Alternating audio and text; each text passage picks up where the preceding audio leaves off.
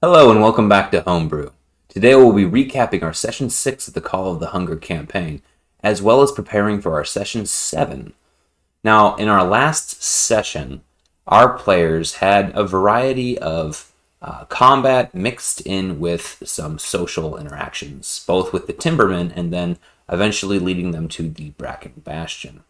Now, I think that when we started with the Timberman kind of Entmoot sort of thing that there was going on, I think that went really well. We had an opportunity for several of the Ents to be able to have a conversation with them and kind of give them some extra quests.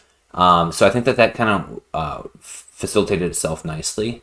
It also took up a pretty good chunk of time. However, when we had the players move off from there, we had prepared a kind of a NPC who'd be hunting them, and we'd alluded to it on their way here. And now I think the players got kind of excited about this, which got me excited, which is the whole point of the game. So I just decided to throw some more of this Falchion character into play and really start to kick that up. And I think that went really well when the players got kind of separated and kind of had their first interaction when Emery started putting down her traps and Wretch started to look at the cloaked figure, and I think that went well, as well as the ambush later on, with the Emery character being ambushed as well, and then the character running off, and they were able to kind of gauge some of the strengths of this. And also, our players, who are fans of Predator, the movie, got to really start to see the cameo that it was, and really get excited for how are we going to hunt the hunter here. And I think that was a huge success in the sense that my players started to give me, started to voice ideas of how they are going to take down the Predator, which is exactly what you want, right? You want them to tell you what they're going to do so you can set up the encounters according to their intentions rather than always just have them run along and stumble into whatever encounter that you kept creating or designing the surroundings, right? So I think that really was successful. One thing, however, it did do is I was kind of worried about not knowing where the characters would get to go, and throwing this optional material in made us start off on our next session, Session 7. We'll start with the characters at the Bracken Bastion with no set idea of where they're going to be going from the Bracken Bastion. Now, that's going to be a bit of a problem if Session 7 ends up being really short before they decide, oh yeah, we're done with the Bracken Bastion, we're going to move on. I might not have prepared quite yet for what's going to occur. But we might be getting ahead of ourselves anyways, because there's a lot going on with just the Bracken Bastion itself, and that's what mainly I had to focus on for my preparation moving forward. So we had the whole conversation on, kind of they're walking into Bracken Bastion, what do they see heading into here? And the first thing that I kind of realized was that as we described this place as a kind of a protected ground towards things that are evil or magical that might prey on them, they had all these runic scripts and stuff like that built in, and protections built into the very surface that the whole fort was built on. And I was starting to think, should this have some sort of protection from the hunger mechanics that we were looking into? Now, I think that having it be so strong that they don't have to consider the hunger, or that it's basically like being back out and back over in Lemoore, would have been a bit self-thwarting. But I decided that what you could do is get rid of all of the checks that they would be doing, but keep the severity of if they have developed any traits from the Call of the Hunger while they've been in the forest. And so I think that was a good middle ground that I decided to meander with, and I just updated my notes with it in a little asterisk with the Bracken Bastion being an exception for the actual checking. And I think that'll work out really well, and it'll get rid of some of the ridiculous amount of rolling if the players are speeding through time while they are there. Now, that was just kind of a game health sort of mechanics-wise item there. One of the things that I really should have been more worried about, and I did become more worried about, was I hadn't really fleshed out the conversation that Emery was going to have with G. So far, she's been having, she was told, hey, if you go down and you meet this character named G, she should be able to make you a phylactery for you to be able to put your brother's soul in. Why would they be doing this? Why would they be willing to help Emery with this? I want in my world, I decided it wouldn't be just some easy peasy thing like asking for a box of Tic Tacs or something like that, right? This would be an arduous process to develop a container, essentially, for a soul that can live comfortably there. And so, why would she be doing this? And so I started to think, well, maybe we'll do a tradesies thing, right? You solve some quest for me, and I'll do this for you. And that's where Hanubo came in originally, right? We just kind of had a little check mark there. You go and check in on my lover for me, who's been gone, and I'll do this for you. And I decided that was not enough, really. Because you're talking about some really dark, not dark magic, but some really well-kept secret magic that's going to be time-consuming and financially exhausting in order to be able to do. And so I was kind of stuck on how could the characters even begin to afford this? And it occurred to me after I was chewing on it for a while that the answer's in the question itself. So I thought that I put some notes down that G would actually ask our character Emery, what is the purpose of bringing your brother back to life? What is he going to do and contribute to the world afterward? And so that's kind of what we have in here with this whole body of text here. Is actually, I think I wrote it down in Diala's side quest here. G in the phylactery. So I wrote down some notes on what she was going to specifically say. This thing that you asked me to do, it's no easy task. The knowledge is priceless, dangerous even in the wrong hands.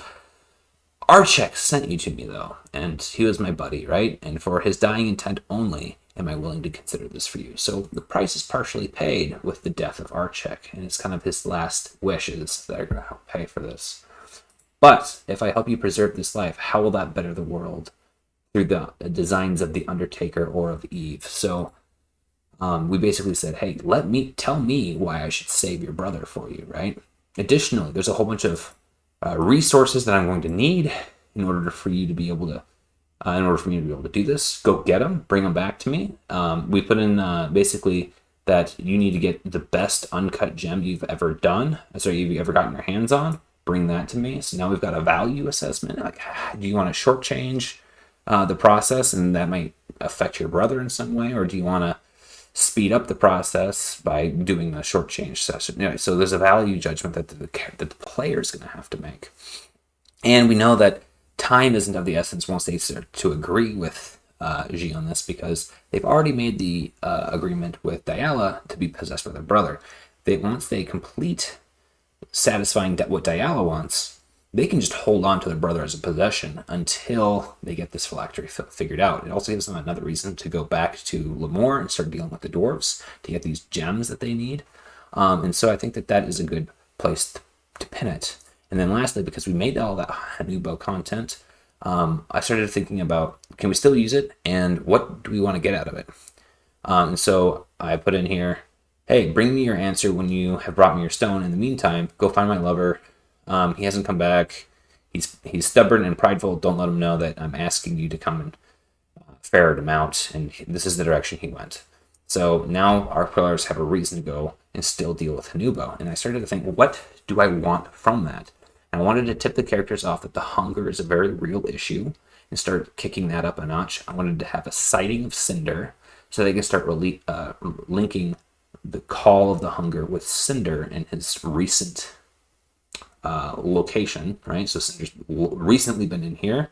Will move towards the north into the other territory of the other Wooland tribe in like Act 2, so to speak, of this whole campaign.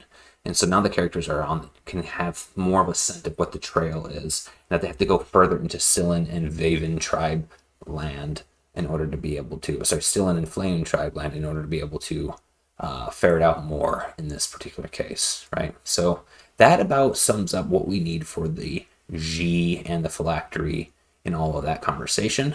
I also then quickly made a map of where Hanubo would be, and a little scenario that would come up. So he's going to be going crazy from the hunger. He's torturing a beast. This beast is something that's come from a profane portal, a portal very similar to the portals that have the stones that Ilya has. So we're going to get some more information on, maybe connecting those. We're going to have some more information on profane from this guy. We have a lot of different links that kind of really help reinforce some of that background information. That one of the big things that I found for my players is that they're getting over encumbered with all the side quests that they have. And so what I decided to do is, I know we talked about before, is potentially having all that Tekeknu information for when they go there, but putting it here at the Bracken Bastion. Now we don't need to worry about that. We can just leave that information there so the characters can start getting some of these side quests figured out and finished up. So we have, at this point, a map for if they decide to go and find Hanubo, and we've got one if they decided to go and deal with the Willow Tree information, so they can get what they need to go back and find Diala, which is probably what the closest thing that they're going to be doing as far as time-wise, because they need to get back to Lemoore. They've got multiple fetch quests to go back to Lemoore for now, which means that we can hint that when they leave the forest, that the hunger starts to subside from them. And then we can start stirring the pot, so to speak, in Lemoore with the Onyx and the dwarves, the Keligir dwarves, and the different factions of the different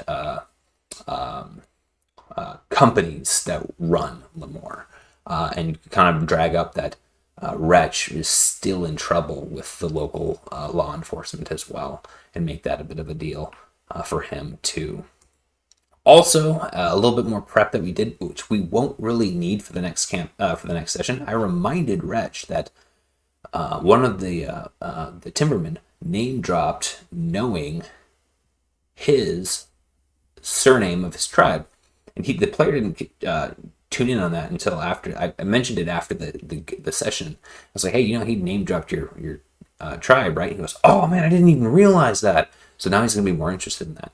And so what I did is I decided to flush out what the side quest is for him. The rat buddy, Mr. Wretch Raventail, I decided, we had this idea of having lots of kids. Well, in order to tie the player into a much longer campaign, I decided that a lot of the kids left either to go find him, to go find their own cure for their corruption or their disformities, etc. So we've got some background information on what's going on with them. We've got one of them who's going to be tied up with the Tekeknu slave camps in the territory that the players are currently at, so they could run into Bundy, which would be a great option too. And we also have that the mother is familiar with the origination of the disease, so she can figure out where they contracted it, and that would give the player an interest if they want to go and try to fight the disease that caused the death of his tribe. He can pursue that too. So a lot of side quests, because I know that the player was mentioning, I don't know necessarily why my character's here, so we're trying to give them some more engagement with that stuff. So aside from that side quest, a couple of the items that we filled out a little bit in the time between is the turf war. So I decided to go into a little bit more detail what the different tribes were doing here. And I decided that soon, even though we had discussed kind of what was originally they're kind of poking each other back and forth. You guys said that you're going to keep the Tekeknu at bay, the bug people. Well, you guys are over encroaching in our area. So they're doing this whole sort of thing, and there's a standstill. But we know that the Sillin are roughly friends with the Flaun. Both of them are not necessarily friends with the Deerman tribe right now. The Deerman tribe's friends with the Timbermen and friends with the bug people, the Timbermen. Sorry, the Tekeknu. Well, how is this going to come to a head?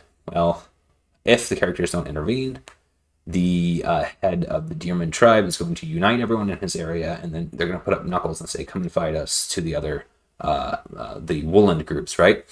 And the Wooland groups are going to come in and they're going to attack, right? Well, I decided that we want to have the players to have some sort of agency in just determining how this is going to go. And we already have a different, lore-wise, a different group that would be trying to oppose conflict, and that is the priests of Ranvalar, or the herders of Ranvalar. Ranvelar is the Minotaur god of teamwork, and he's going to say, "Hey, I call timeout.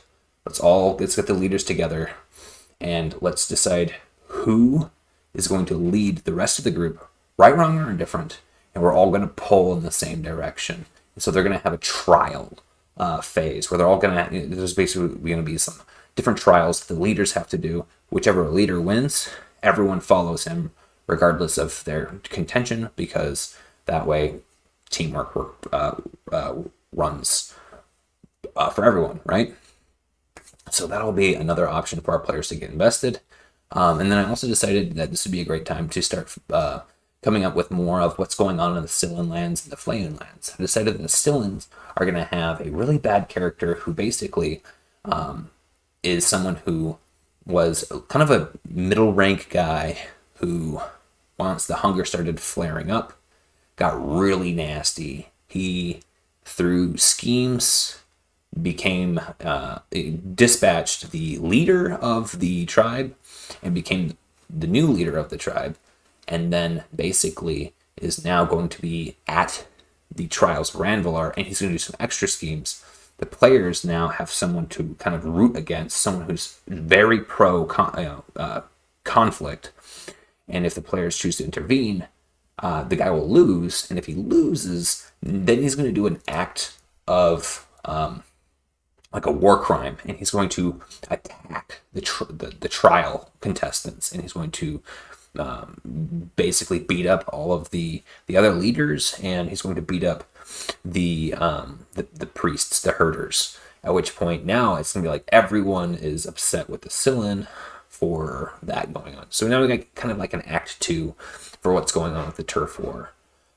So moving forward from that, just as far as background on different items that we're building into our campaign, I think we're sitting pretty good. My thought is that Cinder will be in the South Territory for the first large chunk of this, probably the first of these 2 acts. And then once the players start following some of these side quests, they've got the side quest of one of Wretch's sons is in the south area of the Sylvan tribes. The Chemo, the elephant guy that Ilya is trying to track down, he's down there too. He's with the Flayn tribe. And once they start trying to figure that out, what's going to do is they're basically going to get hot on the trail of Chemo, or they're going to meet up with Bundy, and that's going to send them to the north. And once that starts happening, we're going to escalate the situation and drag it up to the north by saying Cinder moves to the north, and that these tribes, since they dragged the leader of the north down into these fights, now they're in the middle of the fight, and they were non-contenders this whole time. So now they're going to have to get involved as well. And that's going to make things even more muddy, and that's exactly where we want to be. The characters are starting to figure out what is driving everyone nuts, and I think it's going to be a pretty good point in the campaign here. It's going to start turning up a little bit, and the characters are going to start now pursuing all these quests that we fed them, and hopefully they start steering the ship, and we just kind of course correct and make sure that they have enough content to start resolving, and then moving forward from there. We got all of our side stuff going on with what can they do with the bug people, with the tree people, right? All of that's figured out. We got some stuff going on the more that they can help with. We got plenty of content now. So I think that's puts us in a very good state. I'm excited to see how little prep we have to do in these next coming sessions. We'll probably have to do a little bit more map building and some more naming for specific characters in a couple of the tribes to just kind of really grow out our roster of people in those different areas. Lastly, in the Bracken Bastion, we went through this last time. We've got this guy named Rotherdine who leads that group, and we also have got this group of the redeemed who are left, the Ace Oelun, who are basically my stand-in for Witchers. So we've got some fun guys that they're going to run into, and we've got this little excerpt of some sort of interaction where they're going to be like maybe bullying Wallaby a little bit, and kind of like showing that they're a little bit more flustered and maybe dominant, or trying to basically be extra aggressive and competitive. We see that they killed a bear, which normally they wouldn't be hunting bear. It's not necessarily the best of food. They're cooking it. and they're trying to be all power bros, right? So I think that'll be helping us with this whole engagement. And then we will have this Brad Baxter, who's basically the Matthew McConaughey superhero bro that they'll be able to meet. Maybe that'll be something fun that they can engage with, or not. We'll see. So that's about it. If you guys have questions, as I say always, leave them in the comments and I'll get back to you on those. Otherwise, I will be seeing you for session 7 of the Call of the Hunger, and thanks for joining me today.